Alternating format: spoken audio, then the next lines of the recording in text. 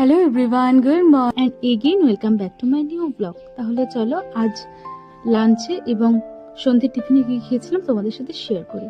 তো ছিল ভাত, গাজর, তার সাথে ছিল কাঁকরোল ভাজা, তারপরে ছিল সুন্দর একটা গাঠি কচু দিয়ে ডাল, আমার খেতে খুব ভালো লাগে।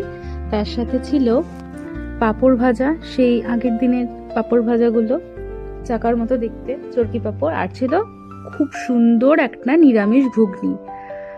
আজকে কিন্তু সবটাই নিরামিষ। তো তাহলে দেখো তোমাদের কেমন লাগলো।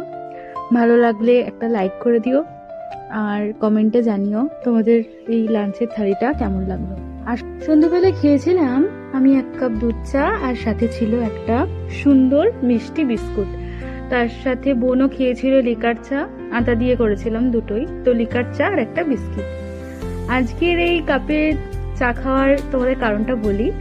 আমার এই কাপলেটটা কিন্তু পুরোটাই মাটির, তো দেখে মনে হতে পারে এটা চীনা মাটির, কিন্তু না, এটা মাটির তৈরি কাপলেট। তো আমার মাসিমণিদের এই কাপলেটের ব্যবসা রয়েছে মাটির, তো আমার তো খুব পছন্দ হয়েছে গিফটটা, আমি তো পেয়ে খুব খুশি। তো খুব সুন্দর লাগছিল দেখতে, এবং চা খেয়েও মনে হচ্ছে একটা মাটির গন্ধ পাচ্ছি, খুব ভালো লেগেছে। প্রথমবার খেলাম এরকম সুন্দর একটা কাপে চা, আমিও খেয়েছি, বোনকেও দিয়েছিলাম, খুব ভালো লেগেছে। অনেক অনেক থ্যাংক ইউ। তাহলে আজকের মতন আসি, আবার দেখা হবে কাল একটা নতুন ভিডিওর সাথে। সকলে ভালো থাকবেন, সুস্থ থাকবেন, সকলকে ভালো রাখবেন। আজকের মতো টাটা।